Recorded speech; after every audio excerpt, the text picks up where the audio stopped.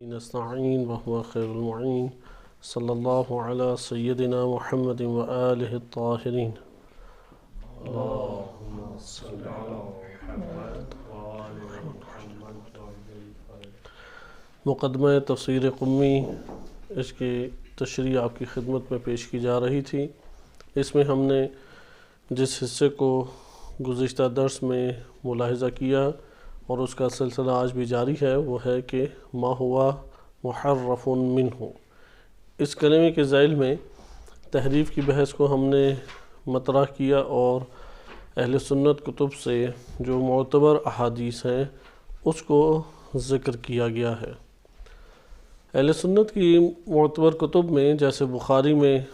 عبداللہ ابن مسعود کا نظریہ درج ہے کہ سورۃ الفلق و سورۃ الناس وہ قرآن کریم نہیں ہے۔ اسی طریقے سے ابی بن کعب یہ قائل تھے کہ سورہ احزاب سورہ بقرہ کے برابر ہے۔ یا حضرت عائشہ کا آپ نے بیان پڑھا، سنن ابن ماجہ میں صحیح سند روایت تھی کہ جس میں وہ کہتی ہیں کہ آیت رجم اور رضاعت کبیر کی جو آیت تھی وہ قرآن میں تھی لیکن اب نہیں ہے، اور حضرت عمر کا بھی یہی کہنا تھا۔ اور اسی طریقے سے طبرانی نے بسند صحیح کہ آپ نے الاتقان سے جلال الدین سیوطی کا حکم پڑھا کہ انہوں نے طبرانی کی روایت کو صحیح قرار دیا ہے، اور انہوں نے اس میں درج کیا کہ دو صورتیں قرآن میں تھیں جو اب موجود نہیں ہیں، سورۃ الحفظ والخلع، اور قنوت میں یہ حضرت عمر بھی پڑھا کرتے تھے، امام علی بھی، اور امیہ بن عبداللہ نے بھی یہ قرات کی طبرانی کی جیسا کہ روایت ہے۔ اسی طرح قاضی شرح کا آپ نے بیان پڑھا کہ اس نے قرات کے اوپر اعتراض کیا کہ یہ قرآن نہیں ہے۔ یا بعض علماء کی طرف پھر ہم آئے اور آپ نے نور شاہ کشمیری صاحب کا واضح بیان دیکھا، وہ کہتے ہیں والذی تحقق عندی، میرے نزدیک جو ثابت ہے وہ یہ ہے کہ ان تحریف فیہ لفظی ایضاً کا کلمہ بتاتا ہے کہ سیاق میں جو گفتگو ہو رہی ہے وہ قرآن کریم کے بارے میں، اور ہی ضمیر بھی قرآن کی طرف لوٹتی ہے کیونکہ کتب سماویہ جمع مکسر ہے، اور جمع مکسر کی طرف عربی قاعدہ ہے کہ مؤنث کی ضمیر لوٹتی ہے، جیسا کہ نوشا کشمیری صاحب خود بر صغیر کے ہیں لیکن عربی میں کمال مہارت رکھتے تھے، اس لیے انہوں نے بخاری کی شرح فیض الباری عربی زبان میں لکھی، اس لیے وہ یہ قواعد جانتے تھے کہ میں نے کتب سماویہ کی طرف کون سی ضمیر پلٹانی ہے اور ہو ضمیر کس طرف پلٹانی ہے۔ اسی طرح آپ نے ابن تیمیہ کے بارے میں ملاحظہ کیا کہ ان کی طرف نسبت دی گئی ہے، لیکن اس کی بہرحال تعویل آسان ہے کہ ابن حزم اور ابن تیمیہ وہ جس نوع تحریف کے قائل تھے وہ کتب سماویہ ہیں نہ کہ قرآن کریم، اس کے لیے ان کے پاس اس کی گنجائش موجود ہے۔ اور بھی ہمارے پاس بعض ایسے نکات نکلتے ہیں۔ آیت اللہ خوئی رحمۃ اللہ علیہ نے البیان فی تفسیر القرآن میں قرآن کریم کے یعنی علوم قرآنیہ کے اعتبار سے نہ کہ مناظرے کے اعتبار سے اس بحث کو ابھارا ہے کہ آیا قرآن کریم میں تحریف ہے یا قرآن کریم میں تحریف نہیں ہے، اور اس کو انہوں نے پھر ثابت کیا ہے کہ قرآن کریم میں تحریف نہیں ہے۔ علامہ طباطبائی رحمۃ اللہ علیہ نے بھی کئی دلائل دیے، اور قرآن میں تحریف نہ ہونے کا ہمارے پاس جو ثبوت ہے وہ شیعہ سنی دونوں کتب میں تواتر ہے، اور بعض بزرگان اس بات کے قائل ہیں کہ نہیں، تواتر تو پھر ایک خاص مقدار کے اوپر رک جاتا ہے، وہ اس ایک خاص مقدار سے بھی اوپر ہمارے پاس دلائل ہیں کہ قرآن کریم میں تحریف واقع نہیں ہوئی۔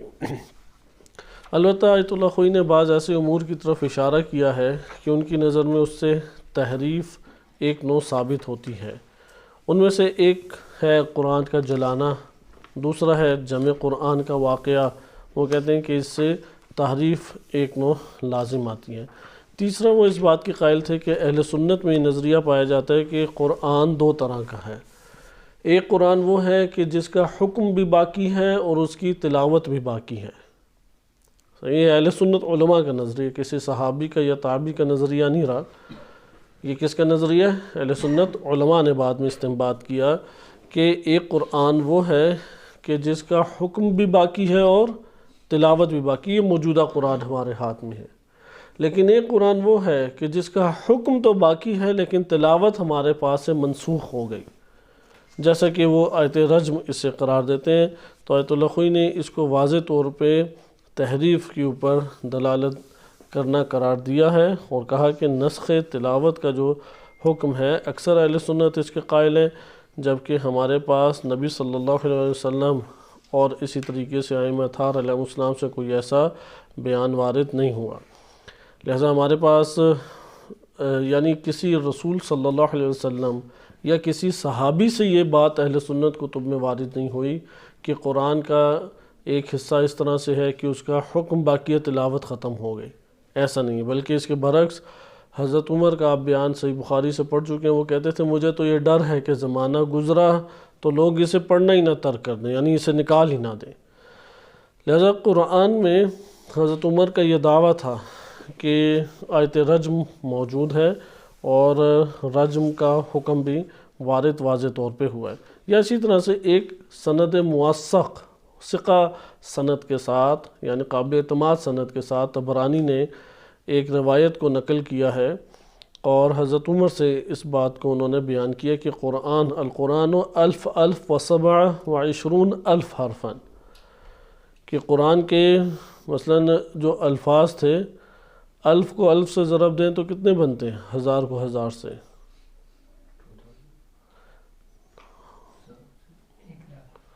1,00,000 بنتے ہیں۔ کہتے ہیں کہ ہمارے پاس قرآن جو ہے الف الف و سبع و عشرین الف کہ 27,000 2,00,000 تقریباً، ایک ہزار کو ایک اور ہزار سے ضرب دیں 1,27,000 حرف کے اوپر ہمارے پاس قرآن موجود تھا، جبکہ آج کل ہمارے پاس جو قرآن موجود ہے وہ اس کا تیسرا حصہ ہے، یعنی گویا کہ اکثر حصہ اس کا پھر ساقط ہو گیا۔ یا اسی طرح سے ابن عباس نے ایک روایت نقل کی ہے اور یہ سنن ترمذی میں روایت وارد ہوئی ہے اور مسند ابن احمد بن حنبل میں بھی یہ روایت وارد ہوئی ہے کہ اللہ عز و جل نے نبی صلی اللہ علیہ وسلم کو حق کے ساتھ بھیجا، وانزل معہ الکتاب، اور ان کے ساتھ کتاب کو نازل کیا۔ فَكَانَ مِمَّا أَنزَلَ إِلَيْهِ آیت الرجم، آیت رجم بھی اللہ نے نازل کی تھی اور رسول صلی اللہ علیہ وسلم نے رجم کیا اور ان کے بعد ہم نے بھی رجم کیا۔ یہ وہی روایت ہے جو آپ پیچھے پڑھ چکے ہیں۔ 10,00,000 بنتا ہے نا، کیونکہ قرآن کے ابھی الفاظ ذہن میں نہیں ہے کہ کتنے، 1,00,000 تو تعجب اور نہیں ہے،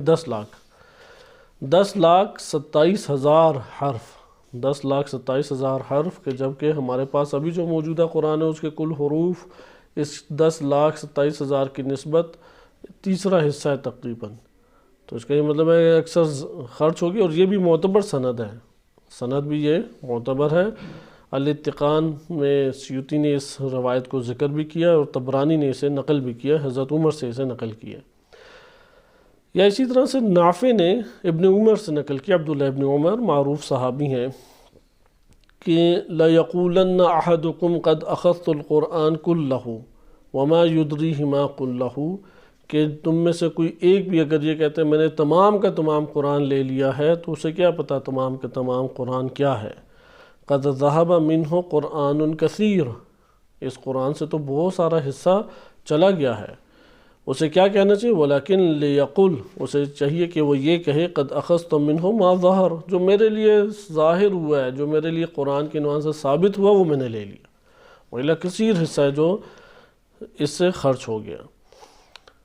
یا اسی طریقے سے عروہ بن زبیر نے حضرت عائشہ سے نقل کیا ہے اور یہ بھی اتقان میں یہ ساری روایتیں سیوطی نے اکٹھی کی ہیں۔ کانت سورۃ الاحزاب تقرأ فی زمن النبی 100 آیہ، تقریباً 200 کچھ آیتیں تھیں سورہ احزاب کی جو ہم نبی صلی اللہ علیہ وسلم کے زمانے میں پڑھتے تھے۔ حضرت عائشہ یہ کہتی ہیں فلما کتب عثمان مصاحف، جب حضرت عثمان نے مصاحف کو لکھا، لم نقدر منہا الا ما هو الآن، تو ہمیں بس یہی ملا جو آج کے روز سورہ احزاب 73 آیتوں کا موجود ہے۔ اسی طریقے سے اور ہمارے پاس ایسی روایات ہیں جیسے حمیدہ بنت ابی یونس، وہ کہتی ہیں، یہ بھی اتقان میں روایت وارد ہوئی ہے، یعنی سیوطی نے ذکر کی ہے کہ قرأ علی ابی، میرے والد نے میرے پاس جو قرآن بیان کیا تھا جبکہ وہ ابن 80، وہ 80 سال کے قریب تھے، فی مصحف عائشہ، حضرت عائشہ کے مصحف سے، اس کا مطلب حضرت عائشہ کا بھی ایک مصحف تھا، اس میں آیت، ابھی آپ جو آیت پڑھتے ہیں وہ اس طرح سے نا، ان اللہ و ملائکتہ یصلون علی النبی یا ایھا الذین آمنوا صلوا علیہ وسلموا تسلیما۔ اس کے بعد آگے بھی ہے وعلی الذین یصلون الصفوف الاول یا اول قالت قبل ان یغیر عثمان المصاحف، یہ اس سے پہلے کہ عثمان نے جب مصاحف کو تبدیل کر دیا تھا، اس سے پہلے یہ والا حصہ اس آیت میں موجود تھا، اب نہیں موجود۔ یعنی نبی صلی اللہ علیہ وسلم کے اوپر تو ہے صلوات، ان لوگوں پر بھی ہے کہ جو ابتدائی صفوں میں کھڑے ہوتے ہیں، صفوف الاول کہہ لیں کہ پہلی ابتدائی صفوں کے اوپر کھڑے ہوتے ہیں۔ اسی طرح سے ایک اور نقل کیا ہے روایت کو، اور یہ صحیح مسلم میں بھی درج ہے، کہ جس میں ابو موسیٰ کہتے ہیں کہ اہل بصرہ کی طرف ابو موسیٰ کو جب بھیجا گیا تو انہوں نے، ان کے پاس جو ہیں وہ 300 افراد آئے اور انہوں نے قرآن کو پڑھا، تو انہوں نے کہا انتم خیار اہل البصرہ وقراؤہم، کہ آپ اہل بصرہ کے چیدہ منتخب افراد ہیں، یعنی خاص افراد ہیں اور قاری ہیں، تو تم لوگوں کے اوپر کوئی ایسا وقت نہ آ جائے کہ تمہارے قلوب جو ہیں وہ سخت ہو جائیں، جیسا کہ تم سے پہلے بھی ایسا ہوا ہے۔ وَإِنَّ كُنَّا نَقْرَأُ سُورَةً كُنَّا نُشَبِّهُهَا فِي الطَّوْلِ وَالشِّدَّةِ بِبَرَاءَةٍ فَأَنْسَيْتُهَا، کہ ہم ایک سورہ پڑھتے تھے جو آسانی اور شدت دونوں حالتوں میں پڑھا کرتے تھے، تو اسی سے پھر کیا ہوا کہ وہ میں بھول گیا، وہ صحیح ہے، بِبَرَاءَةٍ، یعنی نشبہوها ببراءۃ، سورہ برات کے مشابہ تھی، وہ سورہ توبہ کے مشابہ تھی، وہ میں اب بھول گیا ہوں، اس کا کچھ حصہ مجھے اب بس یاد ہے، بقیہ یاد نہیں ہے۔ تو یہ بھی آپ نے دیکھا کہ یہ کلمات بھی اس کے اوپر دلالت کرتے ہیں۔ وہ انہوں نے پھر حصہ بتایا کہ جو مجھے یاد ہے وہ یہ ہے کہ یا ایھا الذین آمنوا لما تقولون ما لا تفعلون فَتُكْتَبُ شَهَادَةٌ فِي أَعْنَاقِكُمْ فَتُسْأَلُونَ عَنْهَا يَوْمَ الْقِيَامَةِ۔ اب یہ اس عنوان سے کوئی آیت ابھی قرآن میں موجود نہیں ہے۔ وہ کہتے ہیں کہ سورہ برات کے ایک مشابہ تھی آیت، اور ہم اسے تنگی اور آسانی میں پڑھا کرتے تھے، شدت کے زمانے میں بھی اور آسانی کے زمانے میں بھی، اور یہ صحیح مسلم میں وارد ہوا، کتاب الزکوٰۃ میں رقم حدیث ہے 174،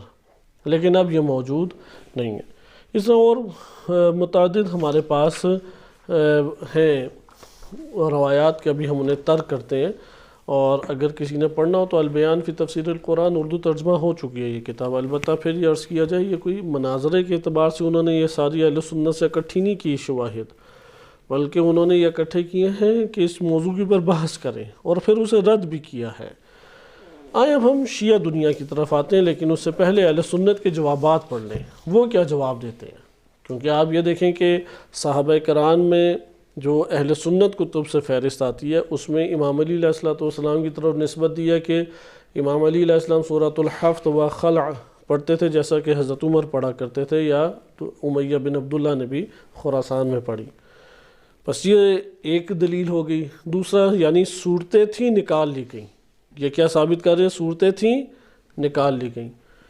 پھر آپ نے دیکھا کہ بعض آیات تھیں وہ نکال لی گئیں، جیسے حضرت عمر اور حضرت عائشہ دونوں اس بات کے قائل تھے کہ آیت رجم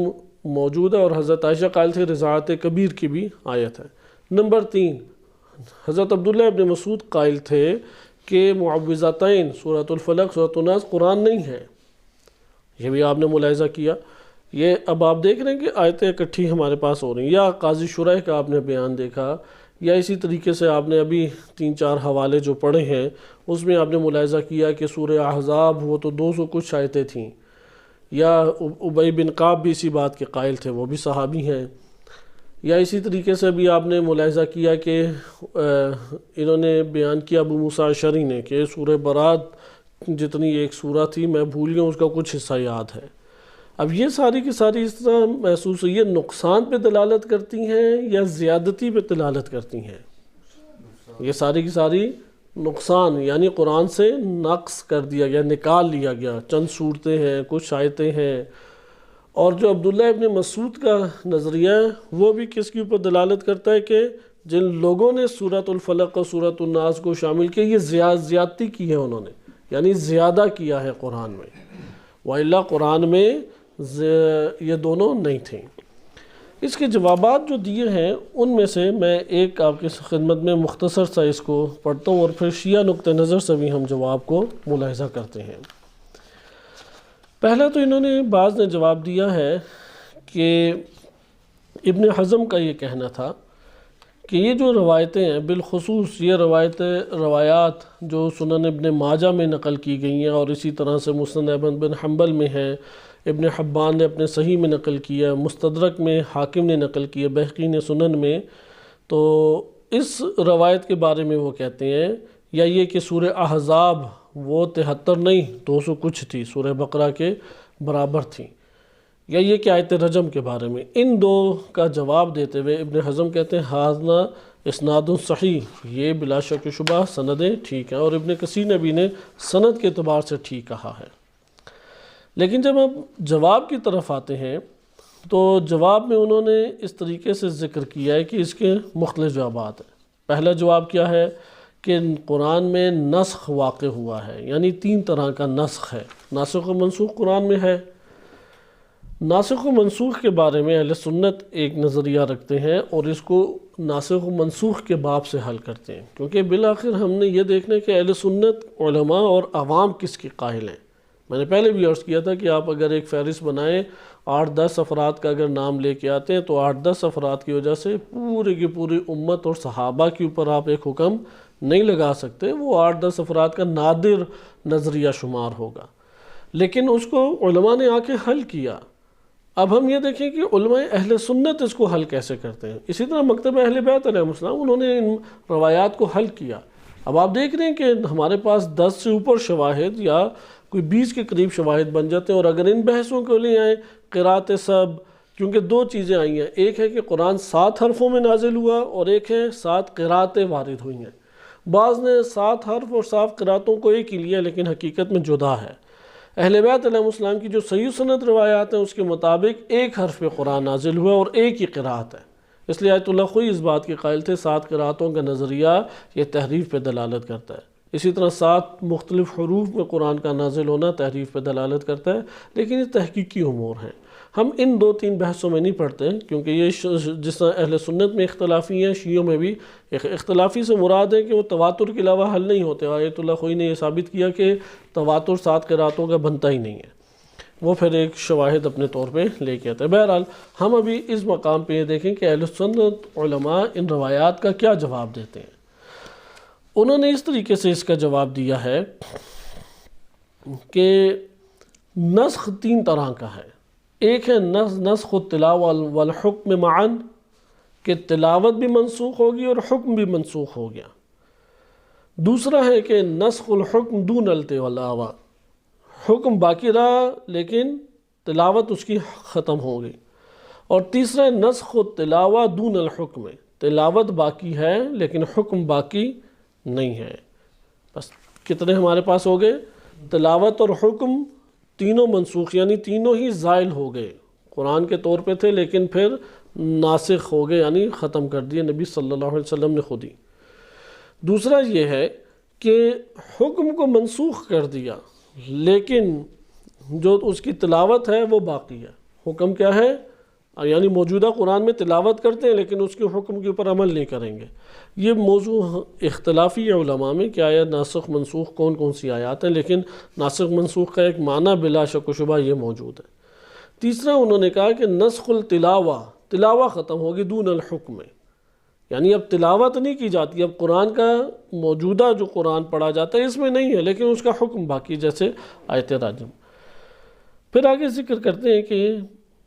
ہمارے پاس جو سورہ احزاب کے بارے میں انہوں نے کہا کہ اتنی بڑی مقدار تھی، یا آیت رجم کے بارے میں انہوں نے کہا، تو یہ وہ ہے کہ نسخ التلاوہ،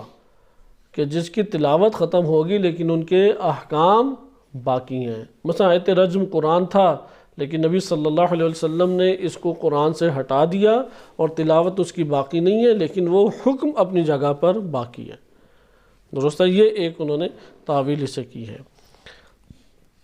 اس کے بعد پھر انہوں نے زرقانی کا ایک حوالہ دیا ہے، انہوں نے بھی اسی طرح کی بات کی ہے کہ یہ جو روایات حضرت عمر، ابی بن کعب اور ان سے آئی ہے کہ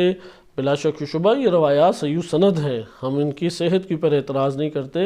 لیکن نسخ و تلاوت دون الحکم ہے، تلاوت منسوخ ہو گئی اور حکم اس کا باقی ہے۔ اچھا، یہ تو ہمارے پاس ایک جواب ہو گیا۔ دوسرا ہمارے پاس جو انہوں نے جواب دیا ہے، جس طرح سے ابن مسعود کی بات ہے، تو ابن مسعود کی بات میں 3 قول ہیں۔ بس آپ نے دیکھا کہ یہ والا مسئلہ حل ہو گیا، جو حضرت عائشہ کی بکری کھا گئی تھی، حضرت عمر نے دعویٰ کیا تھا، اس کا اہل سنت کے ہاں کیا جواب ہے؟ یا اسی طریقے سے بھی آپ نے پڑھا ابو موسیٰ اشعری کا کہ سورہ برات جتنی ایک سورہ تھی اس کا کچھ حصہ یاد ہے، تو اس کا جواب یہ ہے کہ اس کی تلاوت تو باقی نہیں رہی، چونکہ تلاوت باقی نہیں ہے، موجودہ قرآن میں ہے نہیں، موجودہ قرآن میں فقط وہ آیات ہیں کہ جن کی تلاوت باقی ہے، لیکن جس کی تلاوت باقی نہیں اسے موجودہ قرآن سے باہر رکھا گیا اور اس کا حکم اپنی جگہ پر باقی ہے۔ لیکن ادھر ایک سوال ہم ابھارتے ہیں کہ کیا یہ کسی صحابی نے اور تابعی نے یہ بات کی یا بعد کے علماء نے اس مسئلے کو اس طرح سے ذکر کیا ہے؟ کسی صحابہ کے جو ہم نے اقوال پڑھے ہیں یا یہ جو بیانات پڑھے ہیں، اس میں وہ اسے قرآن جس کی تلاوت کی جاتی ہے وہی قرار دے رہے تھے یا نہیں؟ وہ تو اسی بات کی قائل تھے کہ جس قرآن کا میں قائل ہوں وہ یہی ہے۔ لیکن اس میں بہرحال اہل سنت اس طریقے سے آتے ہیں، ہم ان کے جواب کو قبول کرتے ہیں، کیونکہ انہوں نے 6 8 10 بندے ہیں، تو اب اس روایت کا انکار کر دیں کہ نہیں یہ روایت ہم مانتے ہی نہیں ہیں، تو پھر وہ راوی جنہوں نے یہ روایت نقل کی ان کی تمام ہی آپ کو روایات ہٹانے پڑیں گی، اور اس سے تو پھر فقہی احکام اور دیگر احکام وہ متزلزل ہو جاتے ہیں۔ البتہ ایک اور طرف بہرحال جو ہماری طرف شیعوں کی طرف جواب آتا ہے وہ میں آپ کو بعد میں بیان کرتا ہوں۔ آپ نے دیکھا کہ اس مجموعے کی آیات جس میں یہ بتا رہے ہیں کہ قرآن کی آیات بہت ساری تھی وہ نکال دی گئیں، یا بعض آیات تھیں وہ نکال دی گئیں، یا بعض صورتیں تھیں وہ نکال دی گئیں، ان سب کا جواب کیا ہے؟ نسخ التلاوہ، اس کی تلاوت منسوخ ہوگی، حکم باقی رہا۔ ادھر سوال اٹھے گا کہ پھر جناب عبداللہ بن مسعود کی کیا تعویل کریں گے؟ وہ تو کہتے تھے کہ سورۃ الفلق، سورۃ الناس قرآن ہے ہی نہیں۔ اس کی انہوں نے 3 جواب دیے ہیں۔ پہلا جواب دیا ہے کہ ابن حزم کہتے ہیں کہ یہ بات ان سے صحیح ہے ہی نہیں، یعنی یہ بات میں قبول ہی نہیں کرتا، آپ بخاری سے روایت لاتے ہیں تب بھی میرے لیے قبول نہیں ہے، میں اس لیے اس بات کو مانتا ہی نہیں ہوں، کیونکہ پھر نووی نے بھی، یہ اہل سنت کی بڑی شخصیات ہیں، البتہ ابن حزم ابن تیمیہ کی متشدد شمار ہوتے ہیں۔ ابن حزم اندلوسی کی ایک کتاب ہے الفصل کتاب میں انہوں نے اپنے علاوہ سب کو ایک نو کافر قرار دیا، حتیٰ کہ اشاعرہ کے بارے میں تو انہوں نے بڑے سخت الفاظ لکھے ہیں، کیونکہ اشاعرہ مکتبی شمال افریقہ میں اور انڈونیشیا ملائیشیا میں اشاعرہ مکتب پایا جاتا ہے، اور بر صغیر حنفی بھی ماتریدی ہیں لیکن قریب ہیں، 90% اشاعرہ ہی ہیں وہ، تو اشاعرہ کو خوب انہوں نے اڑایا ہے ابن حزم نے، اور ابن تیمیہ نے بھی خوب اڑایا ہے، گمراہ اور انہیں پتہ نہیں کیا کیا ملحد اور عجیب و غریب فکرات کے ہیں۔ ابن حزم نے الفصل کتاب میں لکھا ہے کہ میرے ایک بڑے قریبی دوست تھے، وہ مصر گئے، انہوں نے وہاں پہ بعض صوفیہ کی جو ہے ادھر گروہوں میں شرکت کی، ان کے اعمال دیکھے، تو کہتے ہیں میں جب گیا تو وہاں پہ دیکھا کہ وہ قرآن کے وہ ٹھڈے مار رہے ہیں، یبطح برجلہ، شخص دیکھا ایک ادھر ٹھڈا مارتا ہے ایک ادھر مارتا ہے، تو ہم نے کہا یہ قرآن ہے، اس نے کہا قرآن کہاں سے ہے، اس میں تو جو کچھ لکھا ہو تو ادھر ادھر کی باتیں ہیں، قرآن تو اس کے اندر ہے ہی نہیں۔ تو اب یہ ابن حزم جو ہے 3 4 اس طرح کے حوالے لائے، لیکن وہ یقیناً تعصب کی بنیاد پر ہیں، صحیح ہے، یا اگر ہوں تو ہم جانتے ہیں کہ صوفیہ منحرف صوفیہ بھی تھے، اہل علم صوفیہ بھی تھے، تو منحرف صوفیہ تو اس سے بھی بڑھ کر جرائم انجام دیتے ہیں، یہ تو کچھ بھی نہیں ہے، تو اس لیے صوفیہ کوئی ہمارے لیے دلیل نہیں بنتے۔ لیکن ابن حزم آپ نے ملاحظہ کیا کہ انہوں نے اپنی طبیعت کے مطابق واضح کہہ دیا کہ بخاری اور مسلم اور کوئی بھی میں حدیث سے کوئی نہیں مانتا، جبکہ یہ آپ جانتے ہیں جواب بنتا نہیں ہے۔ نووی نے کوئی بہتر جواب دیا اور کہا کہ تمام مسلمان، اجمع المسلمون، تمام مسلمین، وہ اجماع ہے ان کا کہ معوذتین و فاتحہ و ساری کی ساری وہ صورتیں سائر سور المکتوبہ فی مصحف، جو قرآن میں ہے قرآن وہ قرآن ہے، اور جس نے من جحد شیئا منہ، اور جو موجودہ قرآن ہے اس میں سے ایک شے کا بھی انکار کیا کفر، اس نے کفر کیا۔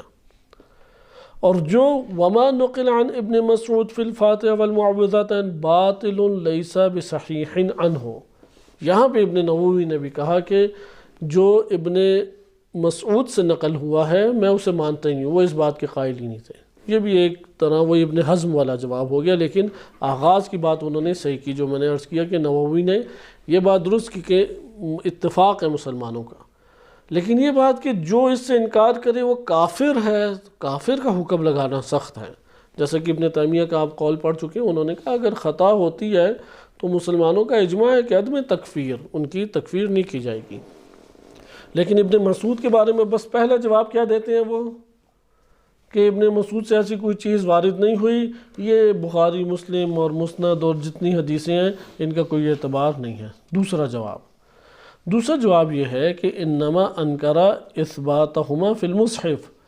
کہ مصحف میں اس کا انکار کیا۔ ابن مسعود یہ تھوڑی کہتے تھے قرآن نہیں ہے، کہتے تھے میرے پاس جو مصحف ہے اس کا حصہ نہیں ہے، لیکن آپ جانتے ہیں کہ یہ بات بھی درست نہیں ہے۔ اس لیے حافظ ابن حجر انہوں نے فتح الباری میں لکھا بھی ہے کہ ابو باقر باقلانی نے کتاب الانتصار میں اور عیاض نے ان کی تباہ کرتے ہوئے ابن مسعود سے یہ بات تو ذکر کیا اور کہا ہے کہ ابن مسعود نے کب انکار کیا تھا کہ یہ قرآن نہیں ہے، انہوں نے تو یہ انکار کیا تھا یہ میرے مصحف میں شامل نہیں ہے، لہٰذا وہ اپنے مصحف کے اعتبار سے بات کر رہے تھے کہ نبی صلی اللہ علیہ وسلم نے جو انہیں لکھوایا ہے اس میں یہ نہیں تھا۔ بعد میں یہ آخر میں کہتے ہیں کہ لہٰذا ابن مسعود نے انکار نہیں کیا یہ قرآن نہیں ہے، انہوں نے یہ کہا کہ میرے مصحف میں نہیں تھا۔ تو ابن حجر عسقلانی خود یہ ذکر کرتے ہیں وَهُوَ تَأْوِيلٌ حَسَنٌ، اچھی تعویل کی ہے انہوں نے، إِلَّا أَنَّ رِوَایَةَ صَحِیحَ صَرِیحَ، لیکن اگر آپ روایت پہ غور کریں تو اس میں یہ نہیں کہا لَيْسَتَا مِن کتاب اللہ، لَيْسَتَا مِنَ الْقُرْآن، دونوں بات آئیں، کہتے ہیں اس میں تو واضح طور پہ لکھا ہوا ہے کہ وہ کہتے ہیں اِنَّهُمَا لَيْسَتَا مِن کتاب اللہ، یہ تو کتاب الہی میں سے ہی نہیں ہے۔ ہاں ممکن ہے کہ آپ پھر کتاب الہی کو بھی حمل کریں کس کے اوپر، مصحف کے اوپر، اور اس طرح سے آپ تعویل کر لیں تو ممکن ہے۔ فتح الباری میں انہوں نے یہ دوسرا جواب دیا۔ بہرحال تعویل کی انہوں نے، اب پہلے والوں کی بات کو سائڈ پہ کیا، دوسرے والے آئے اور انہوں نے توجیح کی، تعویل کی، اور وہ تعویل کیا کہ ابن مسعود اپنے مصحف کی بات کرتے تھے، کتاب الہی کے قرآن کے تو ان سے مراد اپنا مصحف ہے۔ تیسرا جواب انہوں نے یہ دیا ہے کہ انہو کانا ینکرو اولا قرآنیتہما، وہ ان کے قرآن ہونے کے پہلے تو قائل نہیں تھے، انہیں پتہ ہی نہیں تھا کہ نبی صلی اللہ علیہ وسلم نے اس کو قرآن کے طور پہ شامل کیا، لیکن جب ان کے لیے ثابت ہو گیا تو انہوں نے اسے قبول کر لیا اور اپنے قول سے رجوع کر لیا اور اپنے مصحف میں اس کو شامل کر لیا۔ لہٰذا زرقانی نے یہ والا احتمال دیا ہے کہ ابن مسعود جو ہیں وہ انہوں نے بعد میں رجوع کر لیا۔ اب یہ بھی ہمارے پاس ثابت نہیں ہے، لیکن ان کا ایک توجیہ ہے، تعویل ہے، صحیح۔ اور یہ جو تیسرا ہے اس کو زیادہ اہل سنت قبول کرتے ہیں، صحیح ہے، کہ ابن مسعود کو پتہ نہیں لگا تھا، بعد میں انہوں نے رجوع کیا اور اس کو اپنے مصحف میں بھی لکھا اور اسے انہوں نے قبول کیا، اور امت کا اس کے اوپر اجماع بھی ہے۔ یہ ہمارے پاس اہل سنت کے جوابات تھے، خلاصہ جوابات جو وہ عموماً جوابات دیا کرتے ہیں۔ اگرچہ ان جوابات کے اوپر بھی آپ بہت لہدے کر کے بحث کریں اور بالفرض عاجز کر بھی دیں تو پھر کیا بات ہوگی کہ نادر افراد کی وجہ سے پوری امت کے اوپر حکم نہیں لگتا۔ اگر ہم مکتب تشیع کی نگاہ سے دیکھیں تو ہم چند ادھر جوابات دے سکتے ہیں۔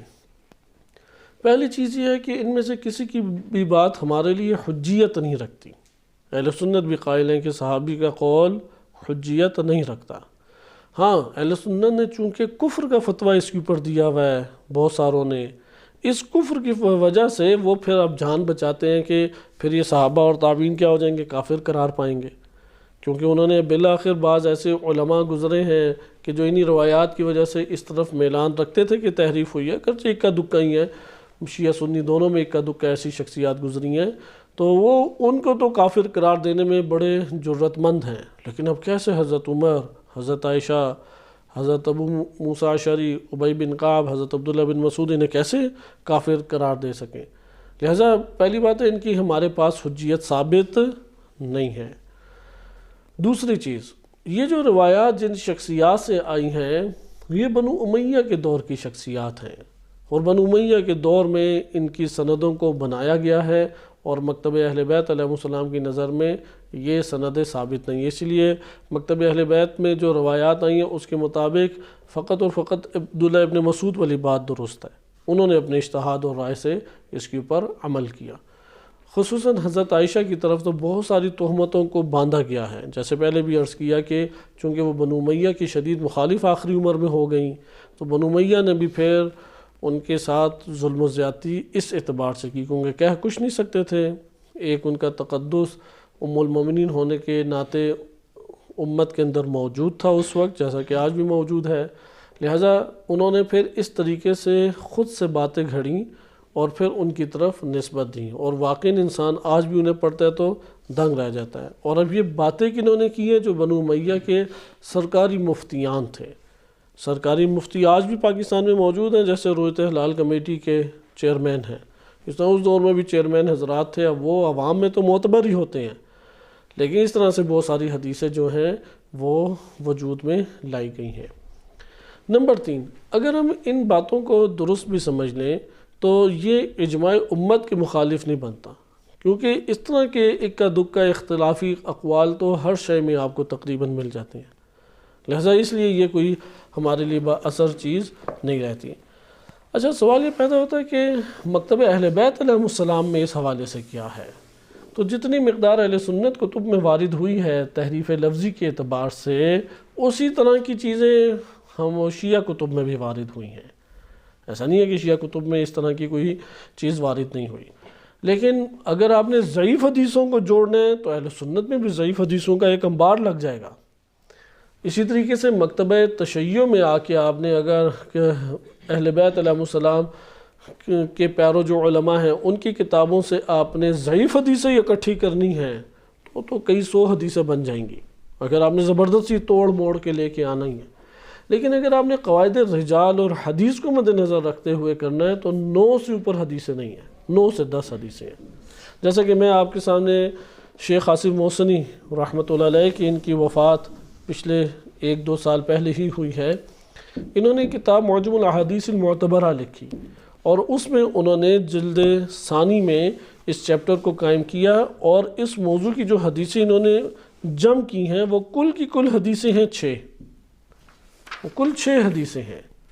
اہل سنت کی 6 حدیثیں یہ زیادہ تھیں، ان کی تو زیادہ تھیں، ہمارے پاس کل کی کل جو صحیح سند روایتیں آتی ہیں وہ کتنی ہیں؟ 6 حدیثیں، اس سے اوپر ہے نہیں۔ اور اس سے پہلے میں وہ بھی مسائل بتا دوں جس میں گنجائش پیدا ہوتی ہے کہ 7 حرف کے اوپر ہے قرآن یا 7 قراتوں کے اوپر ہے۔ قراتوں والا مسئلہ کاملاً ہمارے ہاں اختلافی ہے، لیکن حروف والی بات کہ ہمارے پاس صحیح سند روایات ہیں، تقریباً 4 حدیثیں ہیں۔ ان میں سے ایک حدیث میں پڑھ دیتا ہوں کہ امام صادق علیہ السلام سے فضائل بن یسار نے پوچھا، امام صادق علیہ السلام سے، یہ الکافی میں جلد نمبر 2 صفحہ 630 میں ہے کہ ان الناس یقولون، لوگ تو کہتے ہیں، ان القرآن نزل علی 7 احرف، 7 حروفوں پہ قرآن نازل ہوا ہے۔ فقال کذبوا اعداء اللہ، اللہ کے دشمنوں نے جھوٹ بولا ہے، صحیح ہے، یا کذبوا، جھوٹ انہوں نے کہا ہے، اللہ کے یہ دشمن ہیں۔ وَلَكِنَّهُ نزل علی حرف واحد من عند الواحد، ایک واحد ذات سے ایک حرف کے اوپر قرآن نازل ہوا ہے، ایک سے اوپر قرآن نازل نہیں ہوا۔ اس لیے اہل سنت میں تو اس طرح کی روایات کثرت سے آئی ہے، اور البیان میں ان سب روایتوں کا جائزہ تفصیلی طور پہ لیا ہے۔ اسی طریقے سے اور بھی ہمارے پاس ہیں، قرات کے اعتبار سے بھی ہے، تو امام علیہ السلام نے فرمایا کہ ایک ہی قرات ہے، جیسے الکافی میں صحیح سند روایت ہے معلّہ بن خنیس سے، وہ کہتے ہیں عبداللہ بن فرقد وہ کہتے ہیں، اور معلّہ بن خنیس دونوں امام صادق علیہ السلام کے پاس تھے، تو ومعنا ربیعۃ الرأی فذکرنا فضل القرآن، قرآن کی فضیلت کے بارے میں تذکرہ ہوا۔ امام صادق علیہ السلام نے فرمایا کہ اگر ابن مسعود ہماری قرأت کے مطابق قرآن نہیں پڑھتے تھے فہو ضال. ربیعۃ الرائے جو ہے نا، ربیعہ معروف شخصیت ہیں، وہ امام صادق علیہ السلام کے پاس موجود تھے. ایک عبداللہ بن مسعود کی قرأت ہے اور ایک عبداللہ بن مسعود کا نظریہ تھا، وہ اجتہادی نظریہ، اس کے اوپر سخت الفاظ اہل بیت علیہ السلام کے نہیں ہیں، جو آپ نے گزشتہ درس میں بھی تفسیر قمی سے ملاحظہ کی ہے. اس میں کہا کہ انہوں نے اپنے اس رائے کے اوپر عمل کیا اور راہ میں وہ خطا کے اوپر تھے. یہ اور جواب بھی یہی ہے حقیقی کہ عبداللہ بن مسعود نے اشتباہ کیا، وہاں پہ ان تک نہیں خبر پہنچی، یا نبی صلی اللہ علیہ وسلم نے جو بیان کیا وہ سب کا سب نہیں جم کر سکے، اس لیے ان کے مصحف کو کس نے حجیت قرار دی؟ صحابی کی تو ویسے ہی حجیت ثابت نہیں ہے. اس لیے ہمارے ہاں امام علیہ السلام کی بھی حجیت ثابت ہوتی ہے نبی صلی اللہ علیہ وسلم کی احادیث کی وجہ سے. بہرحال کہ قرآن اور اطرت اہل بیت، اس کی یہ حجیت تو صحیح مسلم میں بھی غدیر خم کے موقع پہ حدیث سے ثابت ہے، لیکن صحابی کی حجیت نہیں ہے. اس لیے صحابی خطا کر سکتے ہیں، اور اگر خطا کی ہو تو پوری امت میں اس کا حکم کیسے لگے؟ اگر آج کے دور میں ایک دیوبندی یا ایک بریلوی کھڑا ہو جائے، جیسے یہ قادیانی تھا، غلام احمد قادیانی، وہ شیعوں سے تو نہیں آیا تھا، سنی تھا نا، سنی سے اس نے نبوت کا اعلان کیا، تو اب ہم یہ کہیں گے سنیوں سے نبوت کا اعلان کرنے والے پیدا ہوئے. ہم کہیں گے کہ جس نے بھی، وہ شیعہ ہو یا سنی، شیعوں میں سے بھی ایسے گمراہ افراد نکلتے ہیں اور نکل سکتے ہیں. جیسے ایران میں محمد علی باب، اس نے بھی یہی دعویٰ کیا، بعد میں وہ شیعوں میں سے نکلا تھا. لہذا ایسے افراد اگر بالفرض ہوں کہ یہ تو بہرحال گمراہ افراد کی میں نے مثال دی، ایسے افراد جن کا پوری کی پوری امت سے ایک جداگانہ نظریہ ہو، تو وہ جداگانہ نظریہ پوری امت کے اوپر حمل نہیں کیا جائے گا.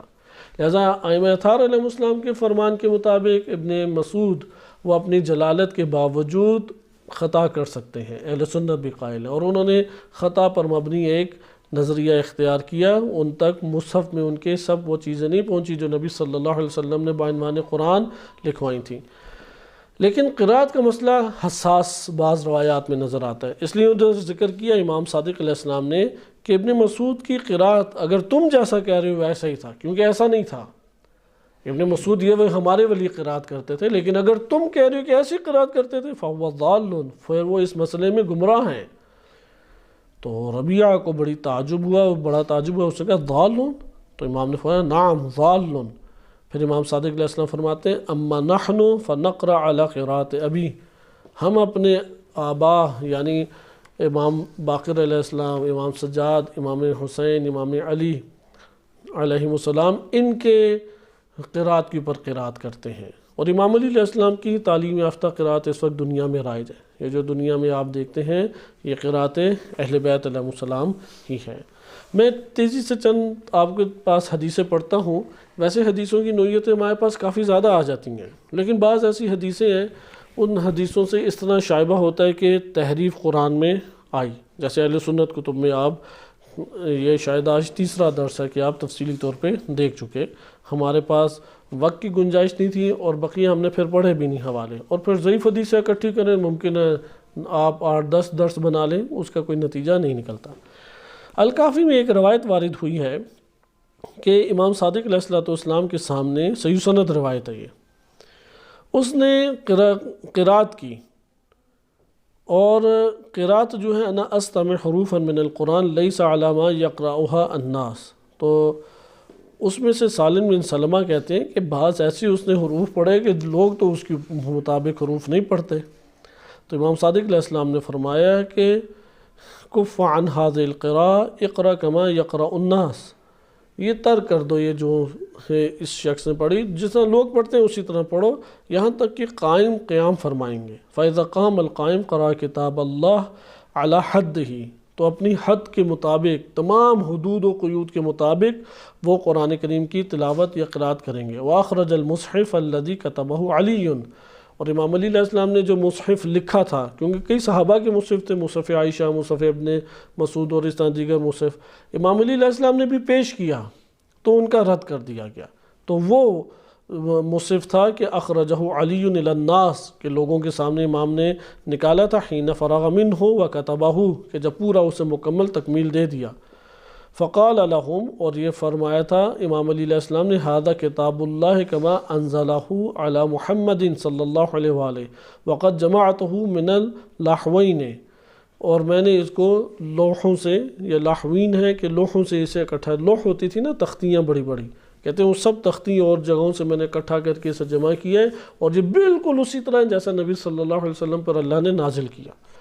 فقالوا وهذا عندنا مصحف جامع فی القرآن لا حاجۃ لنا فیہ، تو اس وقت جواب دیا حضرت ابوبکر اور جو ان کی کمیٹی تھی اس نے رد کر دیا اور کہا کہ نہیں، ہم مصحف کو جمع کر چکے ہیں اور اس میں پورا قرآن ہے، اس لیے آپ کے ہمیں لکھے ہوئے کی حاجت اور ضرورت نہیں ہے۔ پھر امام علیہ السلام نے فرمایا تھا کہ اما واللہ ما ترونہ بعد یومکم ھذا ابدا، آج کے بعد تم اسے کبھی بھی نہیں دیکھ سکو گے، انما کان علی ان اخبرکم حین جمعتہ لتقرؤہ، میں نے تم لوگوں کو صرف اس لیے خبر دے دی کہ میں نے جو جمع کیا تاکہ تم بھی اس کی قرأت کر سکو۔ اب یہاں پہ آیا اس روایت سے تحریف لازم آتی ہے؟ تو علماء کہتے ہیں تحریف لازم نہیں آتی، کیونکہ ممکن ہے کہ صورتوں کی ترتیب آگے پیچھے ہو۔ صحیح ہے، صورتوں کی ترتیب، کیونکہ صورتوں کی ترتیب آپ دیکھتے ہیں کہ مدنی چل رہی ہے، اچانک مکی آ جاتی ہیں، مکی آتی ہیں، پھر اچانک مدنی، مثلا پہلے مکی صورتیں نازل ہوئی ہیں مدنی، کہتے ہیں کہ ہجرت سے پہلے جو صورتیں تھیں وہ مکی کہلاتی ہیں، تو یقیناً مکی پہلے آنی چاہیے، لیکن آپ دیکھتے ہیں کہ سورہ بقرہ مدنی ہے، سورہ آل عمران مدنی ہے، سورۃ النساء، سورہ معاہدہ، سورہ انعام، یہ ساری کیا ہیں؟ مدنی ہیں۔ اب یہ تو سب سے آخر میں ہونی چاہیے، سورۃ الناس، اور یہ صورتیں جو ہیں یہ بھی ممکن ہے مدنی صورتیں ہیں، لیکن آپ دیکھیں ایک بڑی تعداد ہے مکی صورتوں کی، وہ وسط میں یا اختتام پہ ہے، تو ترتیب کے اعتبار سے بھی ہو سکتا ہے، اور یہ بھی ہو سکتا ہے کہ اس میں شان نزول ساتھ لکھا ہو، یہ بھی ہو سکتا ہے حاشیے میں یہ تفسیر لکھی ہو، لیکن تحریف پہ دلالت یہ نہیں کرتی۔ ایک اور روایت دیکھیں، امام رضا علیہ السلام سے مروی یہ روایت ہے کہ امام رضا علیہ السلام نے فرمایا فَأَنزَلَ اللَّهُ سَكِينَتَهُ عَلَى رَسُولِهِ وَأَيَّدَهُ بِجُنُودٍ لَمْ تَرَوْهَا قُلْتُ هَكَذَا، تو امام علیہ السلام نے، کیونکہ یہ قرآن کی آیت ہے نا، سورہ توبہ آیت نمبر 40، فَأَنزَلَ اللَّهُ سَكِينَتَهُ عَلَيْهِ،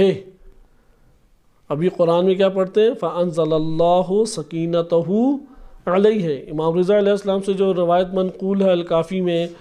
وہ کیا ہے کہ امام رضا اس طرح پڑھا کرتے تھے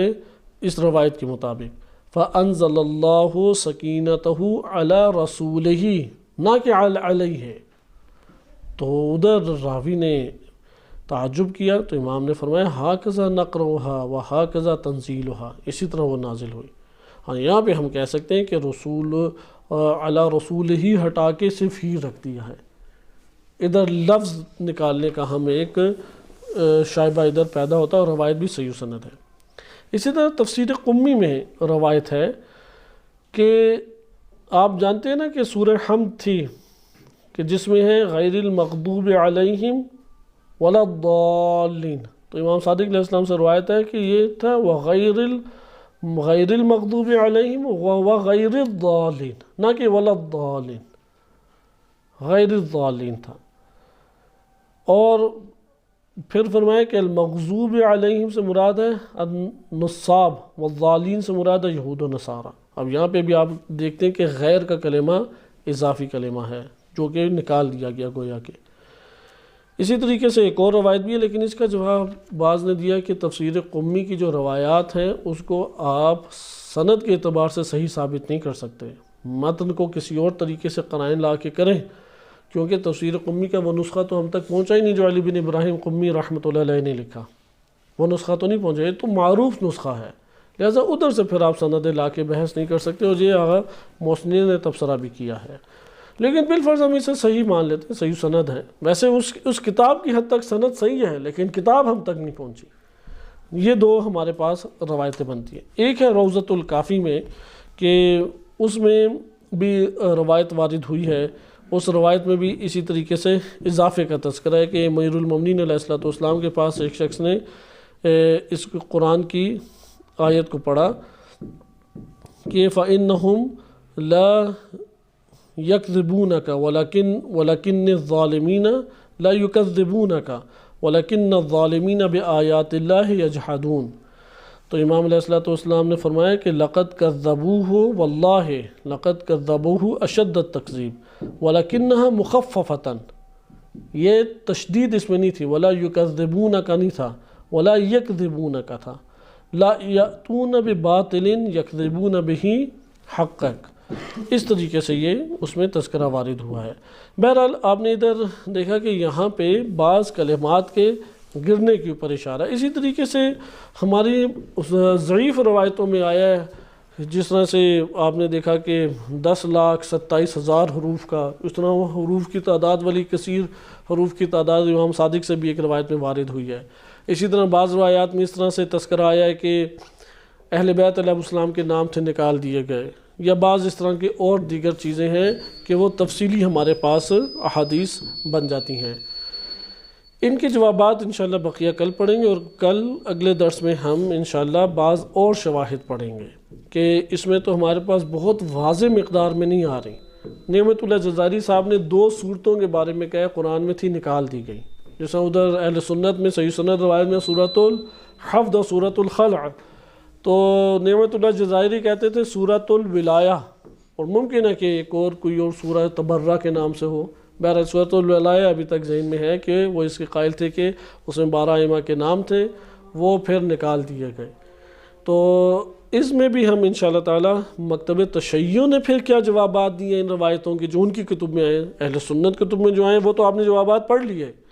مکتب اہل بیت علیہ السلام کی کتب میں تحریف پہ دلالت کرنے والی جو احادیث آئی ہیں ان کے کیا جوابات بنتے ہیں، اس کو اگلے درس میں ملاحظہ کریں گے۔ صلی اللہ علیہ سیدنا محمد وآلہ طاہرین۔